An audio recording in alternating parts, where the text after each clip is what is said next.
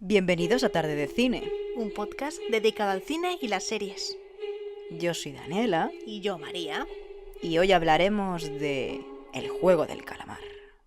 Proceded. Me gustaría daros una cálida bienvenida a todos.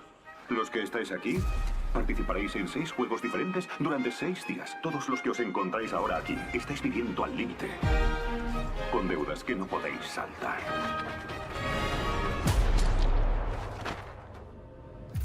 Los que ganen los 6 juegos obtendrán una gran suma de dinero. ¡No es justo! No se puede matar a alguien así. Os recuerdo que estamos aquí para daros una oportunidad. ¿Y a qué vamos a jugar? Nos han hecho jugar un juego que jugábamos de niños. El siguiente a lo mejor también lo es. Tienen reglas muy simples. Esto es el infierno y no hay reglas. Tenemos que matar a los demás si queremos salir de aquí con el dinero. Nuestras manos están manchadas. Si me traicionas, te mataré. ¿De verdad vais a seguir con esta locura?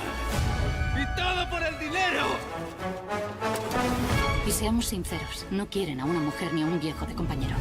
¡Tengo que sobrevivir y salir de aquí!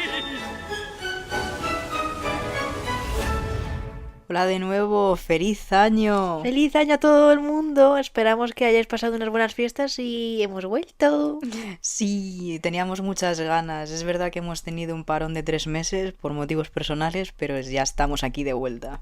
La verdad es que sí. Sobre todo con esta crítica de la serie del juego del calamar, que tenemos muchísimas, pero muchísimas ganas de hacerlo y aquí estamos.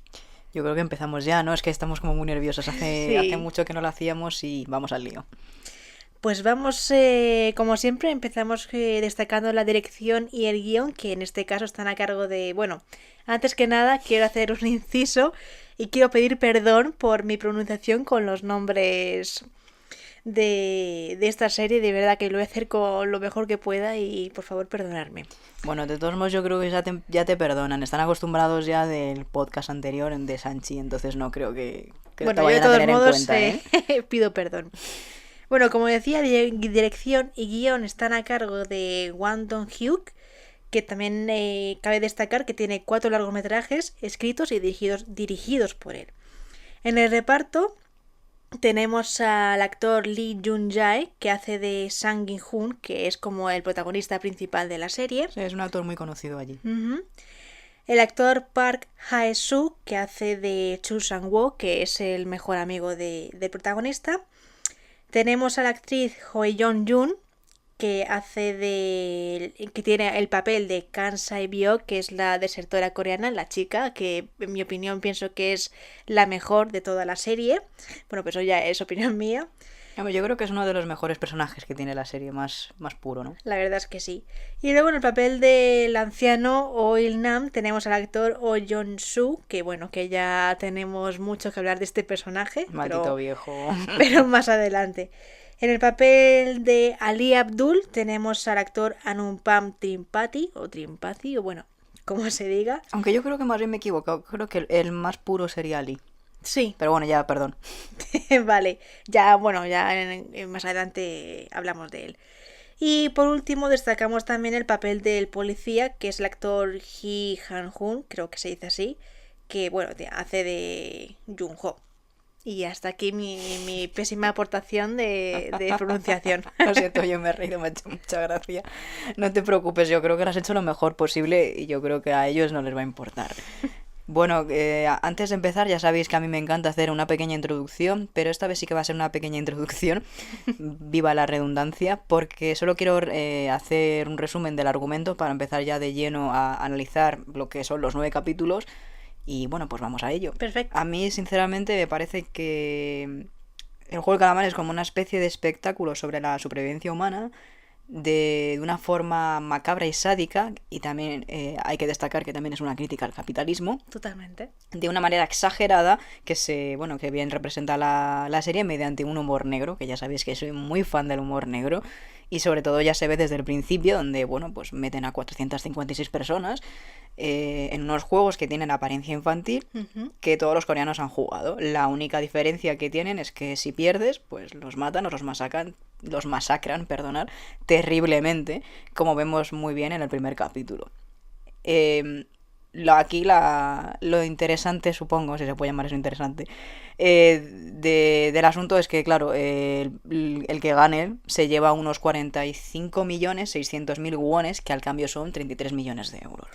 Es dinero, o sea, hablamos de cantidades enormes.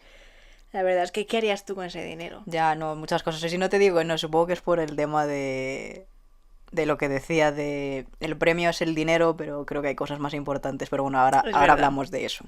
Lo que también hay que destacar es que se nota la influencia del cine occidental y más en concreto el cine americano, el hollywoodiense, por las escenas que se muestran, grandes puestas en escena, los colores, la iluminación, y también, creo que eso lo dijo el propio director, lo que le influye en muchos directores americanos como por ejemplo David Lynch, vemos mucho de Tarantino en esta serie o incluso Nolan.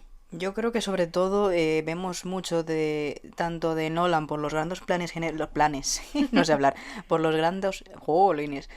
grandes planos generales que vemos a lo largo de la serie, que son también muy destacables en series como La Casa de Papel. Y sobre todo la parte así un poco gore o como muy sangrienta, sin duda es Tarantino total desde el primer capítulo, ¿no? La verdad es que sí. Pues después de esta magnífica introducción que nos has hecho, empezamos ya con la crítica, empezando con el capítulo 1, que es donde introducen al personaje principal de Sang-gi-hoon. No, es que esta señora está enamorada de esa señora, yo lo entiendo, pero es Sang-gi-hoon. Es Sang-gi-hoon, verdad. Que podemos ver pues que es un personaje caprichoso, malcriado y también no es muy buen padre, está arruinado, vive con su madre y se aprovecha también de la situación de la madre, que vemos que pues viven al límite. Y como que es un personaje pues que de primeras pues no te cae bien, es un personaje como te he dicho malcriado y que... Vamos, yo cuando vi el primer capítulo dije, menudo imbécil, así hablando claro. Es cierto que el personaje no llega a caerte de todo bien de primeras, pero yo pienso que el arco del personaje es tan amplio y sufre una transformación a lo largo de los 9 capítulos que por lo menos para mí es imposible no cogerle cariño y no empatizar con todo lo que le va ocurriendo a lo largo de la historia. Por eso yo decía que es verdad que el premio es muy gordo, pero ¿a costa de qué? Totalmente, porque como tú dices, yo creo que aparte de Sang-gi-ok, Sang-gi-hoon tiene un cambio muy marcado del principio a final de temporada. Y justo en este capítulo, hablando de este capítulo, también sale el personaje del reclutador. Cierto, quien es quien le mete dentro del juego del calamar, donde mediante un juego muy sencillo, si gana, le da dinero. Pero si pierde, como penitencia, le da una bofetada, ya que Sang-gi-hoon no tiene nada que ofrecerle. No sé vosotros, y todo lo que os voy a comentar ahora es totalmente subjetivo, y una interpretación que yo le di cuando revisionamos el juego del calamar, a mí esta escena me recordó a una metáfora del trabajo, donde si realizas tal tarea, ganarás dinero. Pero si no haces las cosas como al empresario le gusta, o cometes un error, obtendrás un castigo que es esa bofetada que le da el reclutador. A mí esto, junto con la presentación de los demás personajes que también van a ser protagonistas, donde vemos que tienen problemas económicos, aunque esto se cuenta con más profundidad en el capítulo 2, vemos como Sang-gi-hoon, Sang-bi-ok y el otro hombre que no me acuerdo cómo se llama, nada más verse ya empiezan a discutir por dinero.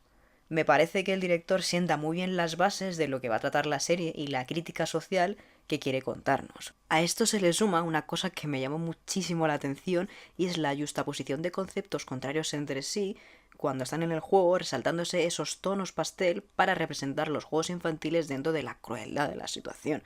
Me pareció irónico representar esa parte así, ¿no? Totalmente. Pero yo creo que como capítulo piloto es muy bueno y es difícil hacer un buen capítulo así, ¿eh? Pues mira, justo coincido en lo que acabas de decir, ya que me ha venido a la mente un tuit que vi hace tiempo que hace referencia a que tanto para un director como a un guionista, es muy difícil escribir un primer capítulo de una serie, ya que de primeras pues no sabes si te va a salir bien o por el contrario te va a salir mal.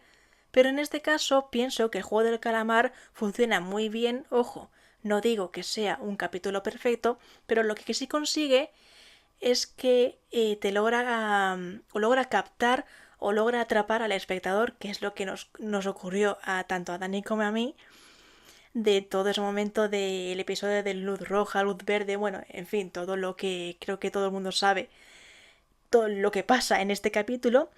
Y en conclusión, pues te dan ganas de ver pues el capítulo 2, el capítulo 3, el capítulo 4, etcétera, etcétera. Y quiero centrarme justo en el capítulo 2, ya que si nos fijamos bien, el título se llama Infierno. Y de primeras, pues puedes pensar que hace referencia al infierno que están viviendo en ese juego. Pero yo pienso que en realidad lo que quiere reflejar el director y lo que quiere reflejar este capítulo es la vida que tienen ellos fuera del juego, ya que por un voto entre todos consiguen irse de este juego y vuelven a sus vidas reales. Pero lo que podemos ver es que sus vidas son completamente vacías. Aparte de sus problemas económicos, vemos que tienen problemas familiares, problemas personales, y de eso se valen también los que son los creadores o los dueños de este juego, porque les vuelven a dar esas tarjetas y finalmente vuelven al juego del calamar. Yéndonos ya hacia la primera mitad de la temporada, podemos ir conociendo o podemos, ver las primeras intenciones de algunos de los personajes. En concreto, el personaje de Sang-woo. Él consigue averiguar con antelación cuál va a ser la siguiente prueba y en vez de decírselo a sus compañeros, se lo guarda para él solo y así poder beneficiarse.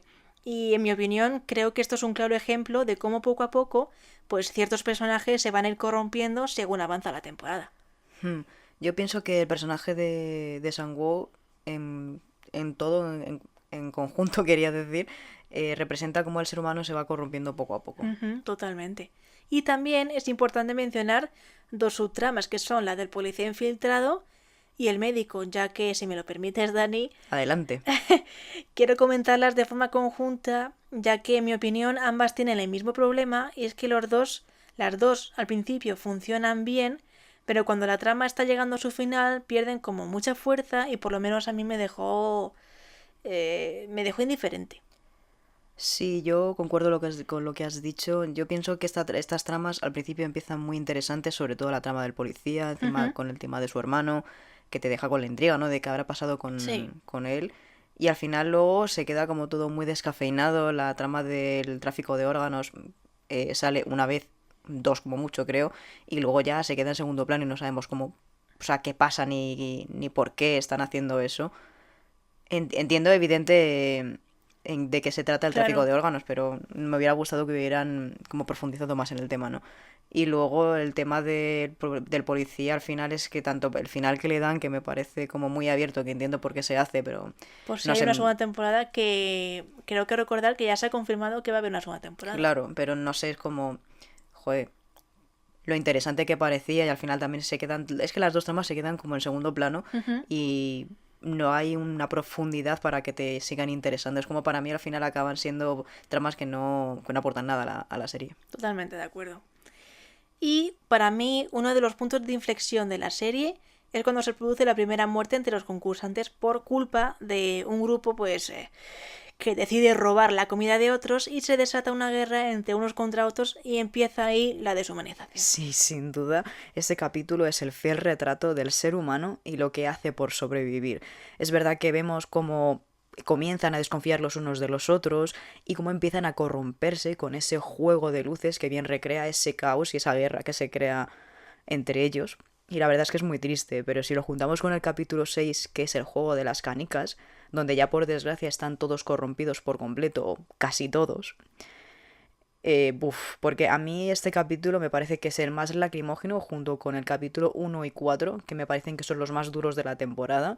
Y este capítulo no solo es triste porque vemos como ciertos personajes mueren, sino porque Cuando yo terminé de ver el capítulo, me acuerdo que me senté y estaba llorando como una magdalena y dije, es duro pensar y aceptar que es el reflejo de nuestra sociedad y que eso somos nosotros, de cómo este sistema nos hace competir unos contra otros de manera tóxica, perdonar, con tal de conseguir un trabajo o dinero.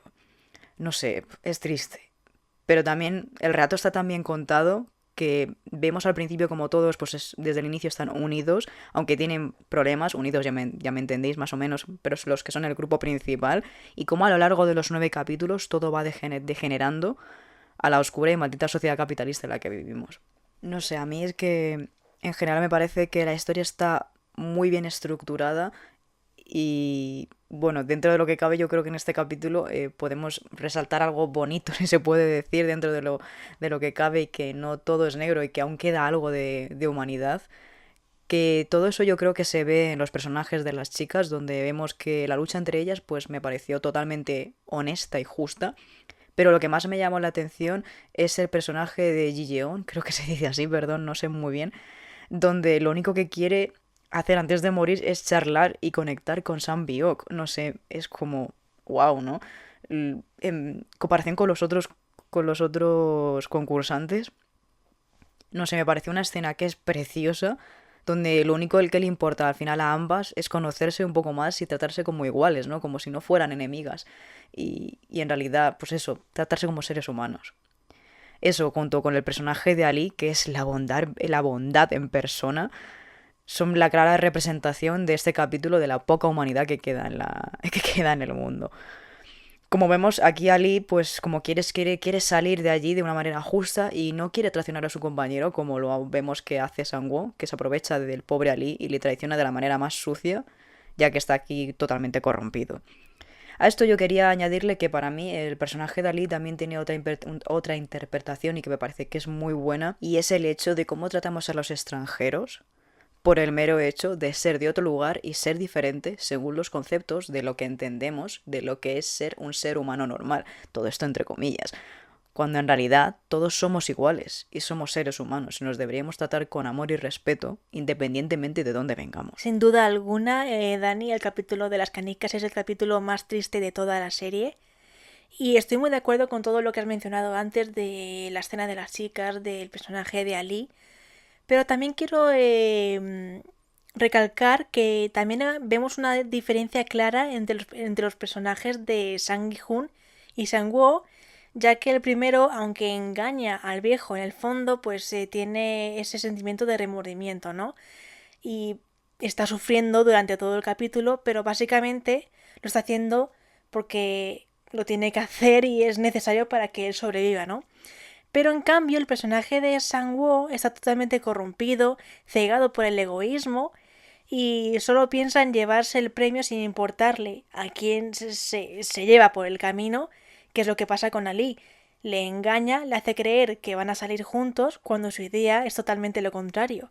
Y ahí está la diferencia entre ellos dos. Uno de ellos tiene ese sentimiento de culpa, mientras que el otro no. Tras lo que pasa en el capítulo de las canicas, hay un momento muy importante entre Sang-woo y uno de los personajes que acaba de perder a su mujer.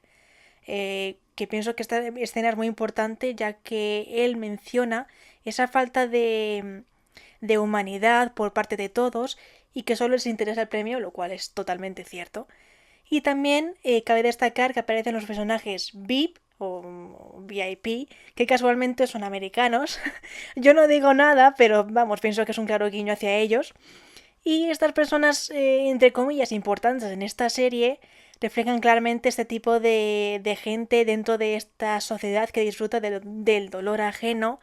Son seres, por llamarlos de alguna forma, que forman parte de la alta sociedad, que sienten que sus vidas básicamente están vacías y lo único que se les ocurre es divertirse a consecuencia de otras personas para que sufran y ellos beneficiarse y divertirse. Estoy de acuerdo con todo lo que has comentado anteriormente, y antes de seguir con lo que tú decías, yo quería como lanzar una idea y también comentar la escena de Sang-woo con el señor que pierde a su mujer después, bueno, la deja morir más bien, y comenta esa falta de humanidad que hay, y es como que yo a Sang-woo le respondería, y eso ya también lo que digo, lo lanzo al aire para que hagamos una especie de reflexión de, aunque entiendes la lógica que ha generado todo este sistema, no es mejor buscar una solución, perdón, y estar todos unidos, en vez de asumir que este es el mejor de los mundos posibles, donde la única solución es matarnos unos contra otros. En relación a lo que tú comentabas antes, de estos seres como los has llamado tú, y mejor nombre no se les podía poner, los VIP y el viejo, que aunque ya hablaremos de él un poquito más adelante, para mí son el claro ejemplo de cómo la élite está enferma y de cómo tienen esas vidas tan vacías, pero sobre todo de que el dinero no da la felicidad, ya que pienso que aunque tengas dinero no significa que no vayas a tener problemas, que se te vaya a resolverlo todo.